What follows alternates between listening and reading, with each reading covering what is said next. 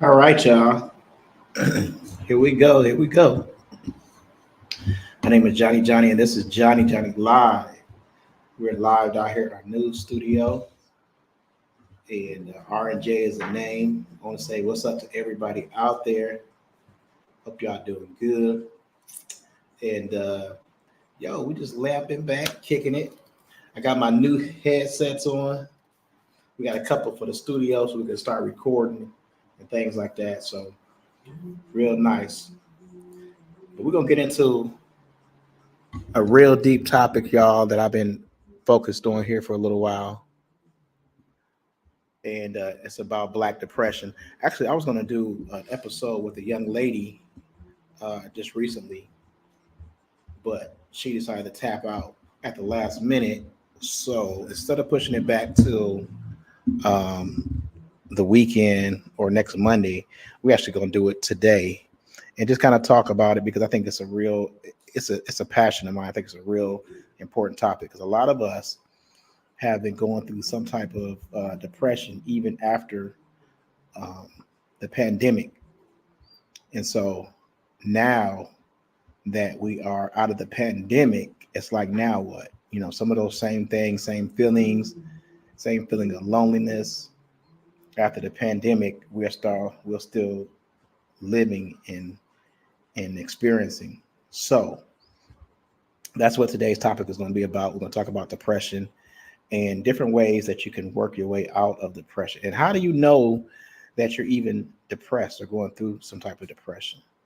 So those are some of the topics we're going to be talking about today. So and we're going to watch a couple of videos, not long videos, but we're just going to kind of keep it short, sweet, and simple. And I can hear you. We're going to keep it short, sweet, and simple. That's my business partner over there, grooving a little bit. So, um, and actually, I sometimes I want to record in the booth, do podcast, but the lighting in there is horrible. Like I can barely see myself. So we're gonna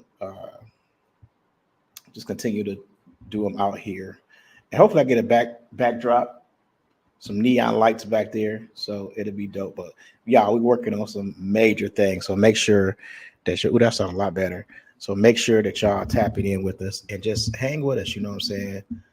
It's going to be some really, really nice things that are happening and coming up here in the near future. So, with that being said, we are on a few streaming platforms, one being Facebook, which you can see me on now, and another is YouTube. And also, we're on X, formerly known as Twitter. So, if you see me on YouTube, make sure you're subscribing to my channel and liking it. Give me a thumbs up. If you see me on Facebook, give me a thumbs up, and Twitter. And those things help us grow. Having followers helps you grow as any type of media outlet. So I've always asked people to do that for me. And if you could do that for me, I would definitely appreciate it. Anyway, so here we are, y'all. And I just want to say shout out to my people down here who are also um, building content and things like that, because it's not easy, y'all, to build content and to be um, consistent with it. That's one thing we were talking about, being consistent. I'm definitely going to try to be more consistent with my podcasting because a lot of people tap in, and I don't know that. Sometimes I get to a point where I'm like, nobody's watching, because you don't see no numbers up there. So in your mind, you're thinking that nobody's watching, but people are watching. In fact, I had a truck driver who just recently told me, like, yeah, I'll be watching your podcast and things like that. So people watch and they listen, and that's good. So, and they tell me in the club, they tell me in the store, and all that stuff. So it's a good feeling to have people watching you and followers and paying attention to what you're talking about. Because like one thing he said, that my podcast, I talk about things that are important, to everyday life. And I want to continue on doing that. I do a lot of celebrity news and stuff like that, stuff that I find out, but I also do like real life stuff. So make sure that y'all tapping in and just give me Give me your comments if you see something on here. Give me your comments and things like that, and I'll talk back. I'll talk back. As a matter of fact, if I see a comment here on the podcast, I'll make sure that I give you my opinion live as I do the podcast. So, yeah, with that being said, we'll go back to talking about Black depression. And the reason why I say Black depression, because that's the only depression I know.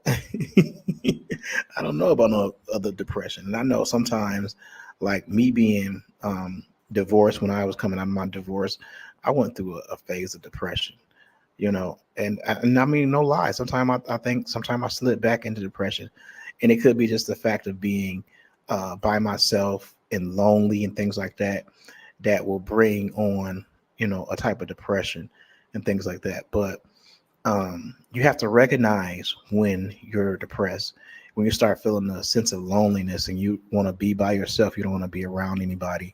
Or if you're a talkative person and then you just start muting yourself and just not speaking up as far as in different conversations and things like that, you start not taking care of yourself like you used to take care of yourself.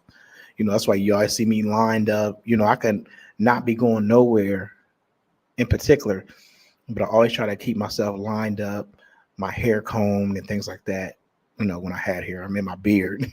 I try to keep my beard combed and things like that, looking good, because you have to take care of yourself. Nobody else is going to do that, and wear decent clothes. But if you see yourself slipping and you're not taking care of yourself, or actually even doing things for yourself, then that could be a form of depression. Um, Sometimes, if you find yourself eating a lot, that could be a form of depression. You're just eating just to be eating. That's what got me to a point where I was like blowing up.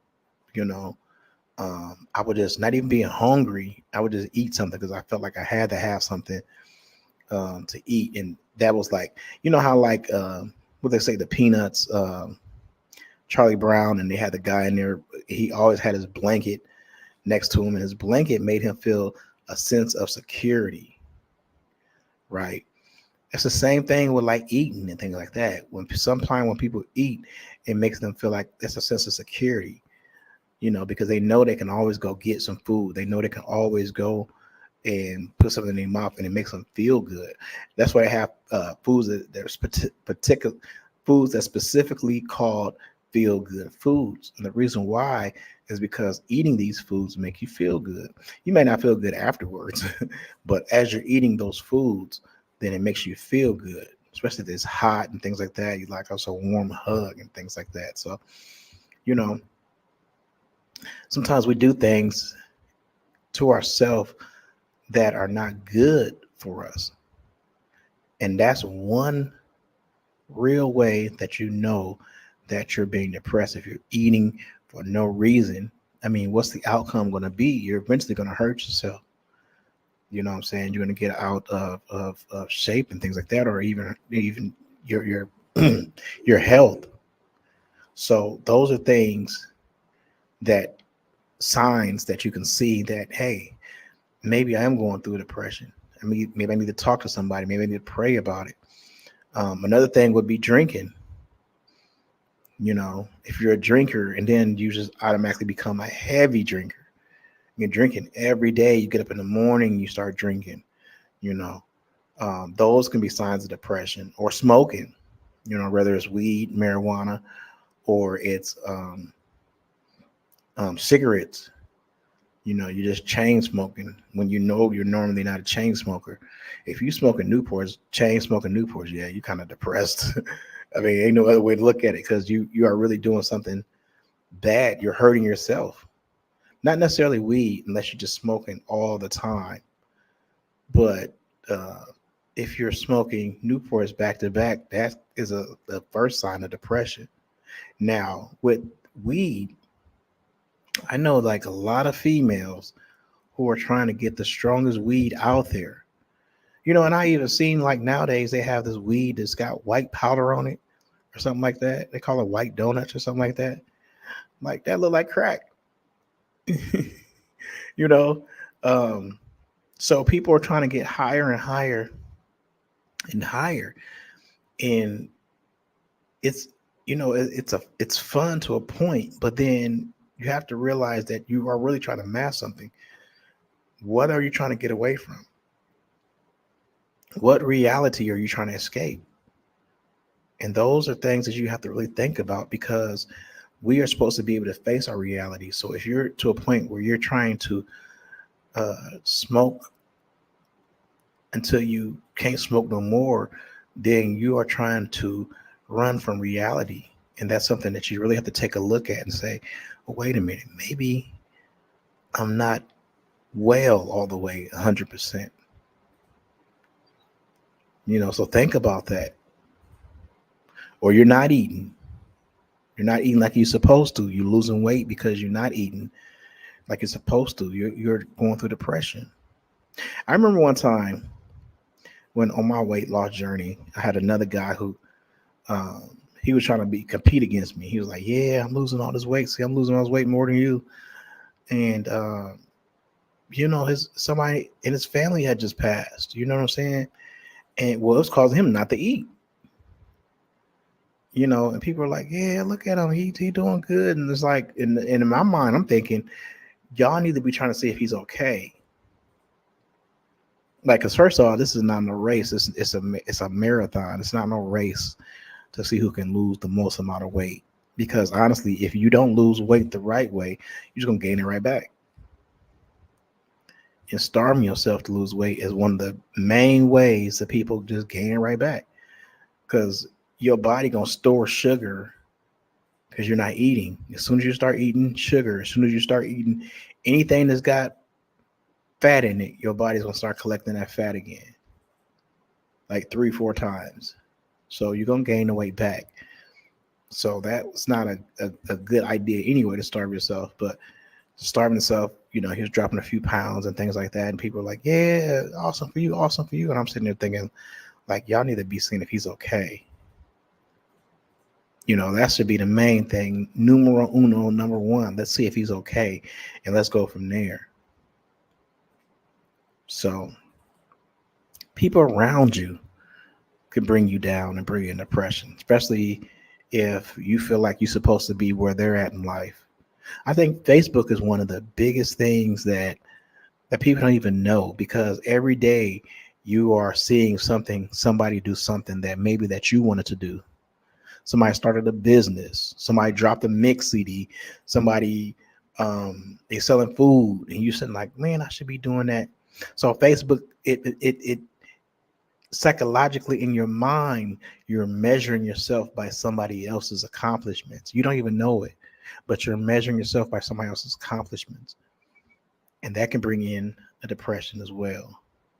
So we're going to watch a little bit of this video. I'm not going to play it all, but we're going to watch a little bit of this video. And it talks about ladies talking about some of the issues in depression that they're going through.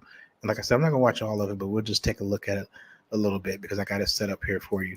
And once again, if you see me on any of the platforms, make sure that y'all are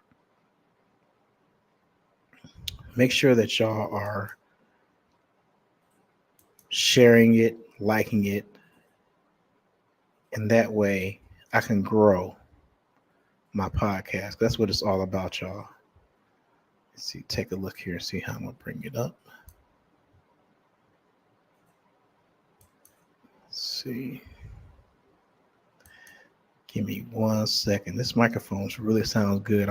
I'm learning, and that's the crazy part, y'all. I'm really learning how to do things the right way. So we're gonna play this video, and y'all tell me what y'all think. You can still leave your comments and things like that. So we're going to be talking about mental health and Black women, and they're talking about mental health. For a long time we didn't hear a lot about. Hi, gorgeous. But are slowly starting to hear more women like ourselves talk about mental health. And I know you have all heard the phrase, the strong Black woman. Trisha, when you hear the term strong Black woman, that's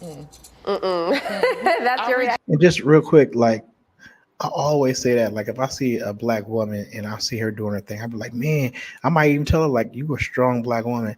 I didn't know like some females don't like that. They don't like to be called a strong black woman. And just by watching this documentary or watching this small clip movie, it made me understand and realize why they don't like to be called strong black women all the time. I reject it. I dislike it greatly. Yeah. I reject it. I know that it has its roots in slavery, in plantation Has its labor, roots in chattel slavery. slavery. It is this stereotype that was placed upon black women to box us in, to manipulate us, to make us not see ourselves as full divine beings, to push us. Strong black woman to me Full divine allows beings. so much time for abuse and manipulation, for not resting, for burning yourself out. Like, we really have to look at what's systematically happening that's making us be so, traumatized by our pace of life. And so the strong black woman has never been anything I've ever related with. Superwoman, I want rest, I want ease, I need help, help me now. I want help. And so I really like to dismantle and like pull back the veil around that term. Like, we shouldn't be claiming it. It makes me think of a Malcolm X quote. 60 years ago, Malcolm X said, the most disrespected woman in America is the black woman. The most unprotected person in America is the black woman. How many of y'all feel like that the most disrespected woman in America is a black woman?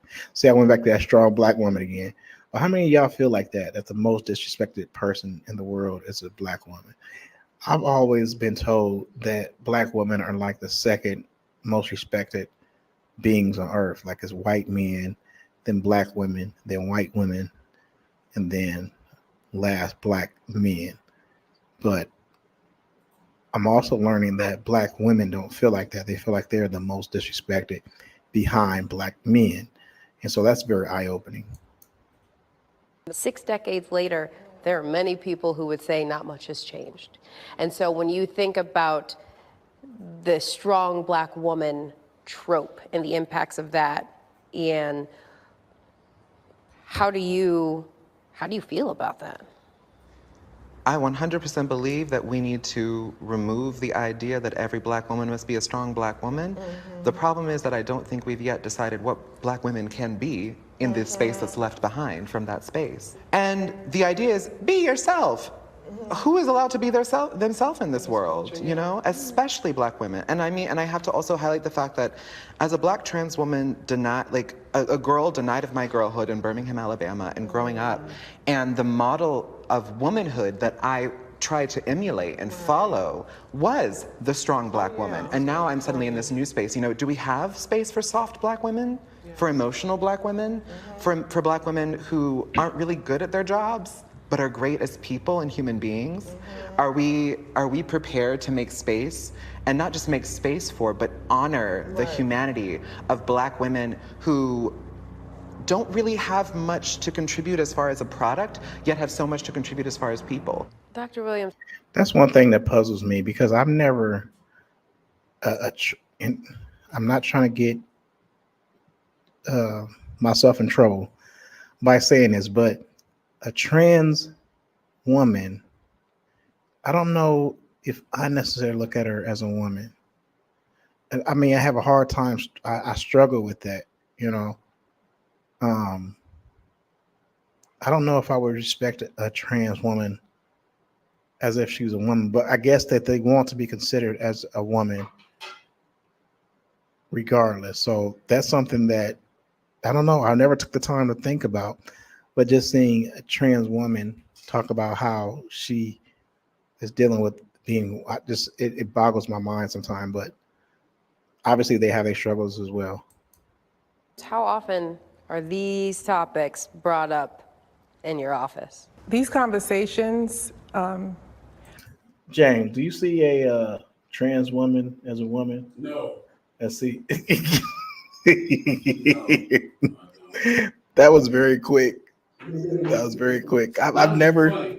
Not to be funny. I just Right, and that kind of makes me, I want to know what a female feels about that, because like there is real competition. I mean, I'm not saying there's real competition like that, but like they're trying to compete, which I've always thought like when I was growing up and I would see like gay men hanging with the women. To me, it felt like those gay men didn't just want to be the women; they wanted to overtake the women.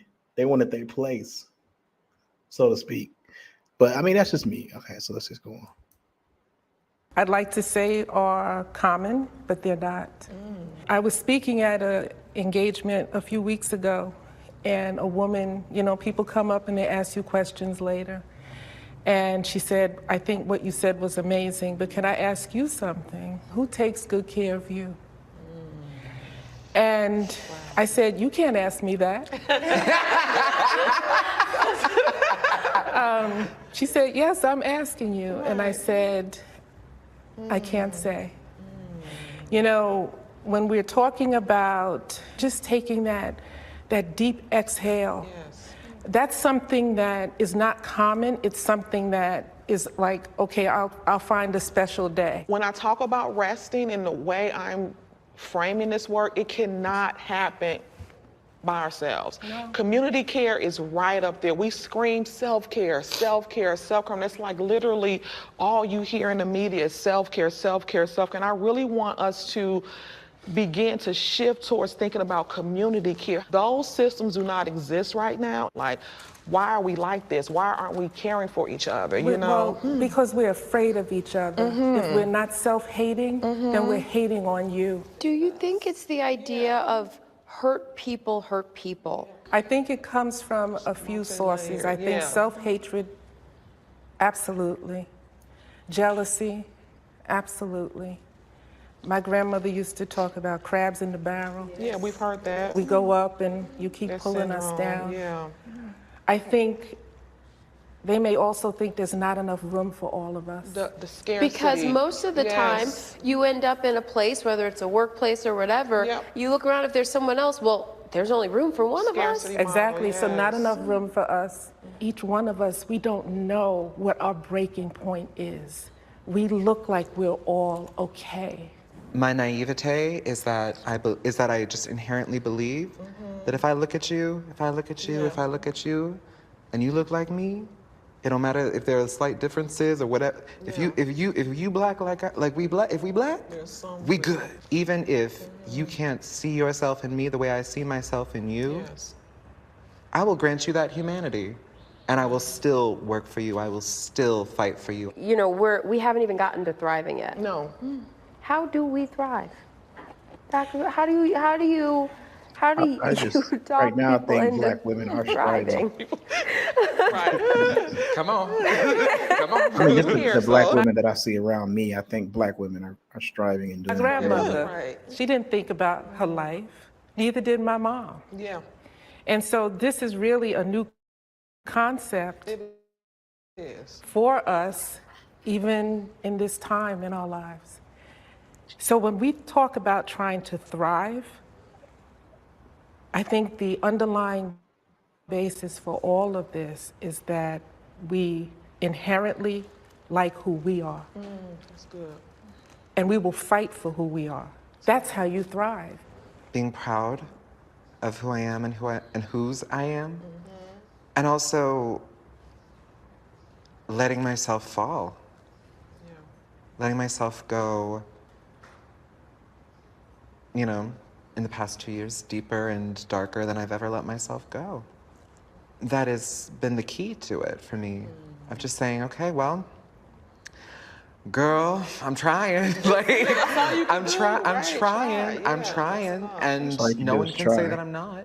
When I think about other black women in my life, like always boosting them up and letting them know that you are enough. You come with so many gifts and talent that just were given to you at birth that you have in you. And so those foundational key allow me to tap into spaces of thriving at many points in my life. I mean, this was such a powerful conversation. I think you got to lean into the lows because that's where the lessons are. And that is what keeps you going to the next height. So thank you all for sharing so much. And see that right there? I talked about that earlier this week on a post that I made. and it had a few reactions to it. But I think that's one thing that females are leaving us behind, us men behind, is that the sisterhood. Like they are constantly building each other up. Whether it's going to school, girl, you got this, go on and go to school. Like, I don't know. I mean, like my partner James, like if I'm going through something or whatever, he'll boost me up. But I don't know very many people who would even do that. Black men. You know what I'm saying? You're going through something, man. Look, you just gotta stick with it and go ahead and I don't know that. I don't know of a lot of black people who would do that. You know what I'm saying? Black men who would do that. So they have a sisterhood, somebody that they can go to and talk to. When we struggle, who do we call on the phone that's gonna sit there and listen to us? Like, I think sometimes I call one of my female friends and she gonna listen, because dudes they not trying to hear that. I call my cousin Corey. I hate to mention his name. He listened a little bit, but you could tell Corey, he'd talk about something totally different. He ain't trying to hear that. He'll you know what I'm saying? Like, who do we go to when it's time to talk to somebody about our issues and things that we're going through? So that sisterhood is really, we don't have that brotherhood, so to speak, unless, we're in some type of organization or religion, and then, but the average person don't have that brotherhood. And that's, I think, where the breakdown comes. I even heard, like, during the pandemic, like, a lot of sisters were getting together and doing like a book club. Man, we was isolated in the house playing our game system. They was doing like book clubs and stuff like that, bonding. That's what I'm trying to say, bonding. Like, on a real level. Getting together, having a girls' night out or whatever. We don't do that. So I think that's one thing that is keeping them together, is building each other up. Now, back in, like I said, the 60s, where we had the black movement and things like that, like, they kind of broke off and went to the women's movement, and that's still going on today. Even though we kind of relaxed with the black movement, we don't push it as much, but they still pushing that womanhood, that sisterhood. That's a big difference, y'all. A big difference. So that's something we really got to look at, y'all, as black men. Like, how do we get back to our positions? How do we become friends with each other again? How do we become homies with each other? I hear a lot of men say, "Oh, man, I'm out the way. I mean, I'm out the way." But stop being out the way. Because another thing is, like, you see, like, women, you see them, they putting those same values into their daughters. The sisterhood values. I'm not saying it's like it's not saying like it's how your grandma used to do it, but they are putting some of them same values into their daughters. And we as men need to put those into our sons, because we're gonna come up with a generation, and that's how we are right now. We're coming up with a generation where it's not brotherhood. You don't see, when I was growing up, you'll see like 5 or 6 guys go to a club or go to a party. Now you may have 1 or 2, or they go on solo. We're breaking ourselves down. We don't have that togetherness, so to speak. And I don't know what's causing that. We'll be jealous of each other. Like, I've seen Rick Ross talk about why black people don't like your post. And if I speak about it, people will be like, "Man, you just being petty." No, Rick Ross even speaking about it right now. It's like, black people are not like your post because maybe they're talking about you. And they don't want to show other people that, they support you in any type of way, because they already know that they've been talking about you. It's something deep about that. It's not just they just don't see you, or they lazy. There is a reason why black people are not liking other black people posts. There's a reason for that. You can say what you want to say, but social media right now is life. It's life. So if you're doing something, especially if you're doing something positive, and they're not liking your post, that says a lot. Because first of all, it'll make you sit there and be like, well, what am I doing wrong? Why aren't people liking this? But let two people go out and start fighting with each other or start beefing with each other. They'll get all the likes. They'll get all the views. I know people will go live right now and talk about absolutely bullshit and have 100 people on their page, to where somebody like me talk about something positive and maybe 2 people get on my page, maybe 3. You know, it used to be busted back in the days. I don't know what happened. I go live and I be busted. I had like 25, 30 people on my live, you know, but nowadays it's, and I was talking to my business partner about that around Christmas time, when everybody start getting these new devices and people going live, people who've been doing podcasting and you know, positive things like that. It's going to be so much out there anymore because everybody trying to go live. Everybody got a story to tell anymore. You know, and the positive stuff is probably going to get washed out because people, for the most part, aren't trying to hear that. But they need to hear it. So we're going to end at that. I'm not going to keep too chatty because this is going to be a series. We're going to talk about it a little bit more. Hopefully, I can get the young lady on because she was talking about some really good things on her Facebook page and some things that she's going through. I would have never known that she's stressed, that she's depressed. People do a good job of masking it. I would have never known that she's the type of person that she's depressed. I mean, pretty, just outgoing and things like that, but certain things that she don't want on the outside, that's inside. And so we want to talk about that. Hopefully get some other people on here to talk about it as well. But with that being said, we're going to get out of here. Like I said before, we're going to try to keep on doing these routinely. Like, my schedule's so crazy, y'all. Like, I go to work, come to the studio, go back home, get up, go work out. My days were starting like at 6 o'clock in the morning at one time, you know, and I was hoping, trying to get back to that, but it's tough. It's rough.